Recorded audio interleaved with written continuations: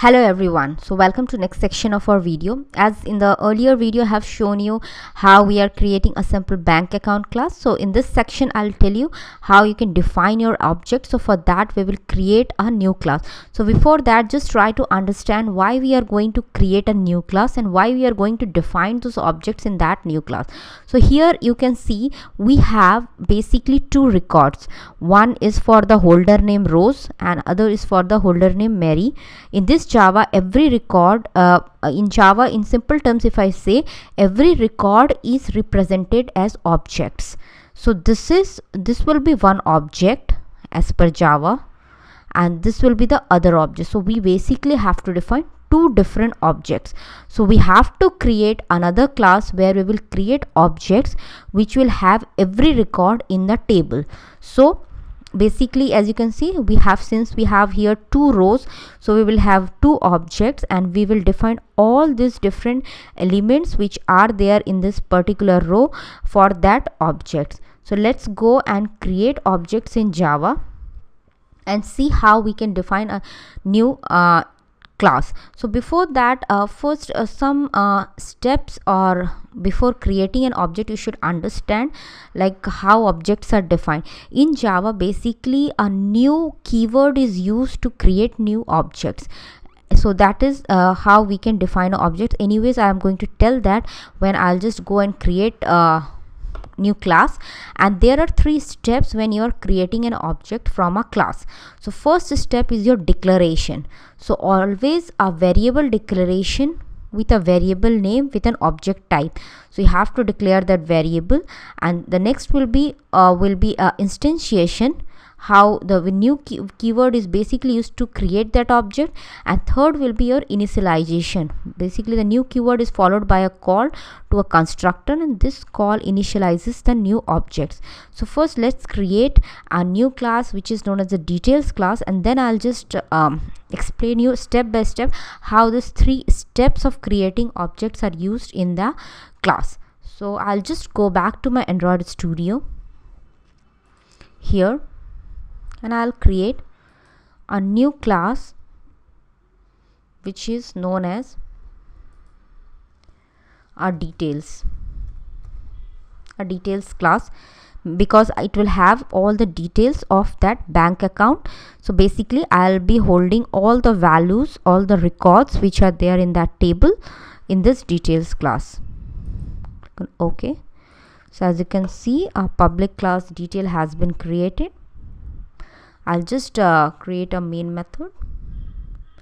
So use a shortcut PSVN, and my first, what is my class name? So objects you have to create using a class name, remember. So what is your class name? Your class name is bank account. So it has already given me a hint. This is my class name, bank account. And now I will define what is my holder's name. I have two holders. So I'll again go back to this one, and you can see I have two holders. One is Rose, one is Mary. So I have to create two different objects, one for Rose, one for Mary. So I'll just go and define my holder name is Rose, and so this is how you will define it. New. First I'll write this and then I'll explain you why I have done like this. So as you can see, this is my class name and this Rose I have defined. So this is how the declaration is done in using a class name. So a variable declaration, you can say, with a variable name with an object type. So this is how we have declared the variable. So as you remember, I have told you three steps while creating an object from a class. Next is your instantiation. So this new keyword is basically used to create the object for this bank account class. So using the new keyword, you are creating an object. So you should remember, whenever you are creating an object, you should use this new keyword. Third is your initialization. So the new keyword is followed by a call to a constructor. That is, constructor is nothing but here it is bank account, your same class name. So constructor concept anyways I'll discuss in my coming sections. So this is, for now you can understand, this bank account is my constructor, which is nothing but my class name, and this call initializes the new object. This call basically initializes the new object. Now we will go on using my variables. So as you can see, what all variables my bank account class have: account ID, holder name, saving balance, fixed balance. So I have to define all these variables in my this class. So I'll just go, and how you define it basically. So as you created a new object rows, I'll just dot, and you can see over here it automatically gives me all the different variables which I have defined in my bank account class.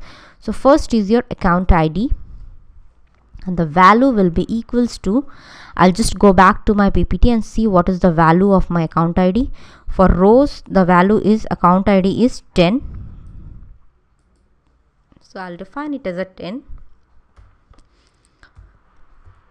Next will be my holder name. So holder name will be, I'll type, it is of type string, because you can see the holder name was of type string, so it is the name of the holder. So I'll just again go back to my PPT and see, this is the holder name, Rose Joes. So I'll just put it over here. This is my holder name. Next will be my fixed balance amount. So again, rows dot fixed balance equals to, what is the fixed balance amount? So my fixed balance was, for rows it was around 2000 rupees. So I'll define it as 2000 dot, why I have written that 2000.00, because this fixed balance was defined as a double type. So whenever we are defining as a double, we can use a decimal value. Next will be your saving account. So rows, how much is your saving balance, is around, I'll just go back and see, saving balance is 5000 for rows. So I'll just go and define this. So this is all the variables I have defined, whatever was mentioned in the bank account class, and I have allocated them some values. Now there will be a method. Now I want to see what is the total bank balance for rows. As we can see in this table, the last column is empty, so we need to calculate this. So our Java class will basically calculate the total bank balance for rows. So for that, what we have to do, we have to define this method in our main class, which was the bank account class. So how we will do that? I'll just go back to my bank account class again. I'll come over here. Now how I will define that value? So once you go to your bank account class, and here you can define your method void bank, maybe balance, bank balance. This is a method, and I'll write the method. What is this method? So why we have defined the method? As you remember, a class will have methods, objects. So methods are basically written to define the behavior of your objects. So we need a method here, and we need to calculate the total balance, bank balance of the particular holders. So we need to create a method, or you can say need to create a function which will calculate the bank balance of the holders. So here I'll give a total bank balance, as we have already defined a variable total balance. So we can use that total balance. which will be nothing but a sum of your saving balance and your fixed balance. So this is how your method has been defined. So this is how you do it.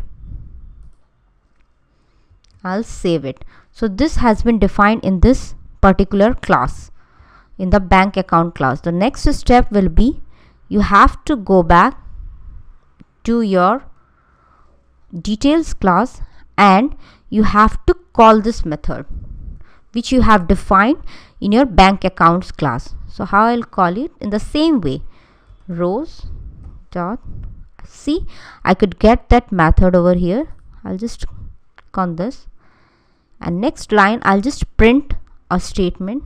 So I'll use a shout and we can write, since we are doing it for rows, so rows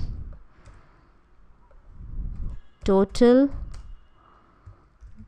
bank balance is this. I want to print inside as it is. What is the total bank balance? So it will be rows,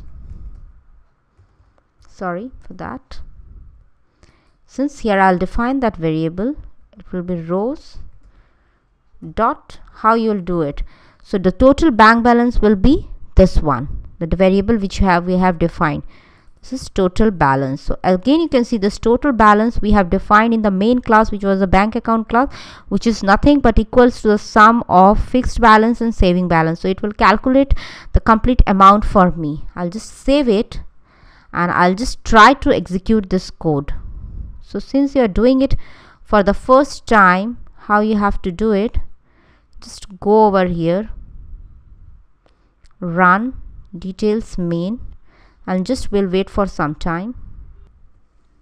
So as you can see, it has printed the statement rows total bank balance is 7,000 rupees. So as you can see, her fixed balance was 2,000, her saving balance was 5,000, and we got the total bank balance for rows is equals to 7,000. You can go ahead and change these figures and see what it impacts. So I'll just go and put it as a 4,000, the fixed balance amount, and I'll run the code again and see. It should come out as 9,000 for me, the total balance amount.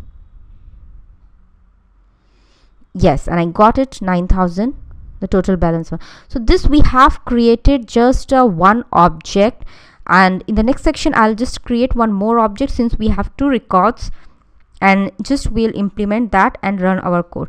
So thank you, and let's see you in the next section.